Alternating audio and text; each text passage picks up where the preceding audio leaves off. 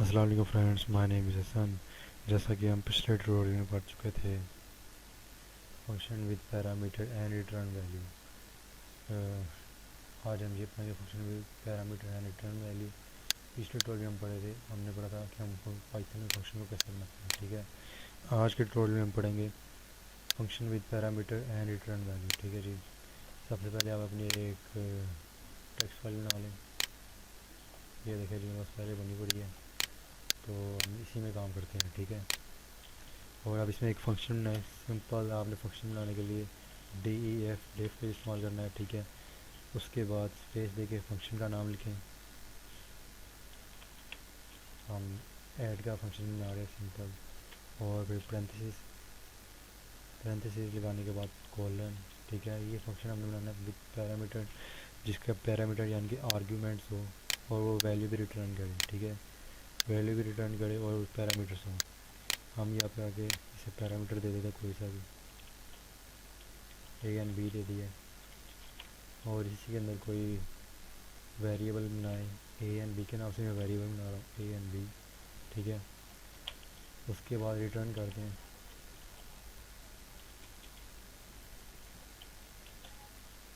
Return कर दे ए plus B. ठीक है जी, आपने वैल्यू से रिटर्न किया ए प्लस बी। अब नीचे आए और प्रिंट कर लें। प्रिंट, इसके अंदर फंक्शन का नाम लिखें, ऐड ए। इसके अंदर कोई भी अगर आपने वैल्यू रिटर्न कर ऐड करवानी तो यहाँ पे लिख लें वैल्यूज़, वो वैल्यूज़ लिखें। ये दो वैल्यूज़ मैं ऐड करवा रहा हूँ। ठीक है जी, ठीक है, ये दो वैल्यूज़ मैं ऐड करवाऊँगा किससे, इसे ऐड फंक्शन की मदद से। और ये ऐड फंक्शन मैंने यहाँ पे कॉल किया है, उसके अंदर मैंने उसके पैरामीटर्स दे दिए हैं जो कि जिन पर ऑपरेशन ये वाला अप्लाई होगा, एडिशन वाला। ठीक है जी, वो रिटर्न कर रही है। अब हम यहाँ पे कमांड प्रो मोड अपना ओपन करते हैं। ठीक है, यहाँ पे पाइथन टाइप करें। पाइथन टाइप करने के बाद हमने सिंपल फंक्शन को ड्रैग एंड ड्रॉप करना है। ठीक है,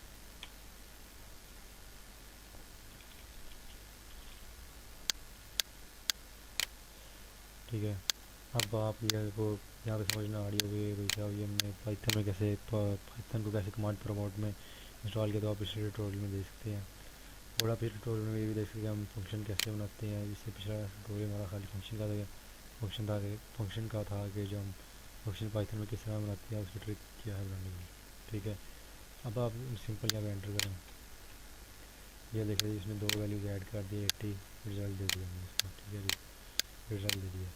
अगर जो हमने पैरामीटर में वैल्यूज़ दी हैं, अगर हम इधर पैरामीटर में वैल्यू ना दें, इसके ऐड में कोई वैल्यू ना लिखें, तो ये वैल्यू ये कोई भी ऑपरेशन परफॉर्म नहीं करेगा। ठीक है, ये खाली आपको शो कर देगा एक सिंपल सा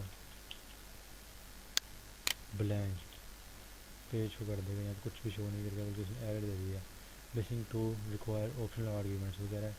यहाँ पे आपको कोई ना कोई आर्ग्यूमेंट देना ही पड़ेगा ऐड के अंदर, यानी कि कोई ना कोई पैरामीटर देना पड़ेगा, कोई ना कोई वैल्यू देनी पड़ेगी जो कि इसके अंदर ऑपरेट हो।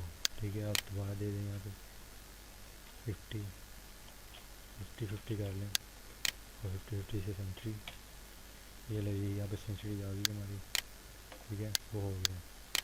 अगर मैं इसको खाली ऐड के ज़रिए करूँ, ऐड, और इसके अंदर कोई वैल्यू लिख दूँ 30 और 35, देखते हैं ये परफॉर्म करेगा या नहीं। ठीक है जी, देखिए जी, इसने कोई रिजल्ट नहीं दिया। फिर एक बार मैं करता हूँ यहाँ पे, वो रिजल्ट नहीं दे रहा। यहाँ पे आते देखिए, सेव करके देखते हैं, देखें वो रिजल्ट क्यों नहीं दे रहा। जब भी आपने कोई पैरामीटर में वैल्यू दी होती है, आर्ग्यूमेंट दिए होते हैं एक फंक्शन के।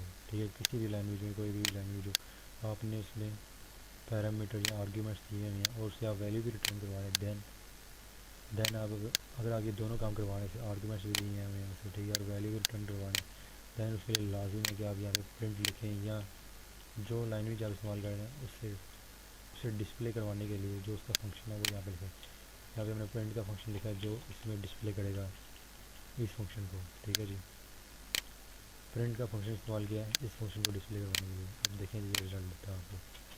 ये देखिए जी, इसमें 65 यहाँ पे शो कर देंगे। ठीक है जी, अब आप ये देखिए जी, आपको बताता हूँ आखिर इस फंक्शन में हो क्या रहा है।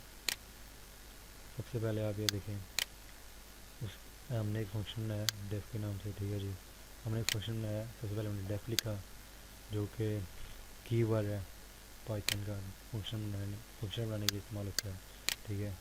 उसके बाद हमने फंक्शन का नाम लिखा ऐड, फिर ओपन पैरेंथेसिस और क्लोज पैरेंथेसिस, और उसके अंदर हमने एक आर्गुमेंट दिया ए, दूसरा आर्गुमेंट दिया बी, ये दूसरा आर्गुमेंट हमने बी दिया, फिर उसके बाद हमने लिखा कोलन। फिर हमने दो वेरिएबल बनाए ए एंड बी के नाम से, इसी के अंदर हमने दो वेरिएबल बनाए ए एंड बी, ठीक है जी। इसमें हमें कोई डाटा टाइप देने की ज़रूरत नहीं थी पाइथन में, ठीक है। अगर टाइप कास्टिंग का मसला आ जाए तब आप डाटा टाइप डिफ़ाइन कर दें, अदरवाइज़ आपको पाइथन में डाटा टाइप डिफ़ाइन करने की ज़रूरत ही नहीं है, ठीक है जी। आप सिंपल वेरिएबल बनाएं और उसे कहीं पे भी कॉल कर लें, ठीक है। अब मैंने रिटर्न कर दिया ए प्लस बी, ए प्लस बी यहाँ पे क्या करेगा, इन दोनों की वैल्यूज़ को ऐड कर देगा। अब ये रिटर्न होंगे, इस फंक्शन के पास जाएंगे वापस, यहाँ पे आर्ग्यूमेंट्स आएंगे बस, ठीक है।